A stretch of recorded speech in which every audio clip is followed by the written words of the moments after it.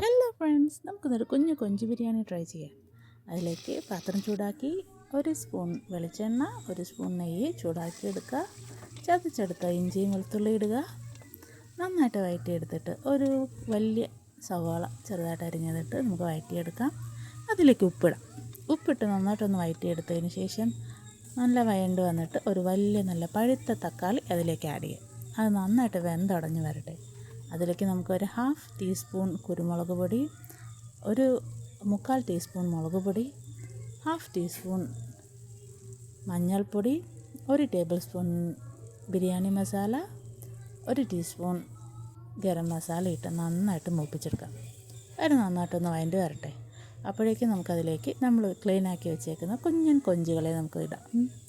എന്നിട്ട് നന്നായിട്ട് അവരെ ഒന്ന് വഴറ്റിയെടുക്കാം. നല്ല റോസ്റ്റൊക്കെ ആക്കി എടുക്കുമ്പോൾ കുറച്ച് വെള്ളം കൂടെ ആഡ് ചെയ്തിട്ട് ഒന്ന് നമുക്ക് വേവിച്ചെടുക്കാം. ഇതേപോലെ നല്ല വറ്റിച്ച് ഇതിലേക്ക് ഞാൻ 1.5 കപ്പ് വാട്ടർ 1 ഗ്ലാസ് അരിക്ക് ആഡ് ചെയ്യുന്നുണ്ട്.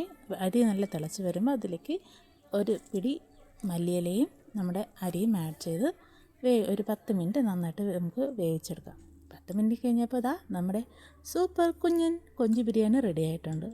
റെഡിയല്ലേ ഈറ്റ് ചെയ്യാൻ? അപ്പോൾ ഈസി പീസി ആയിട്ടുള്ള ഈ റെസിപ്പി എല്ലാവരും ട്രൈ ചെയ്യണേ. ചാനൽ സബ്സ്ക്രൈബ് ചെയ്യാനും മറക്കല്ലേ. Okay, thank you, bye bye.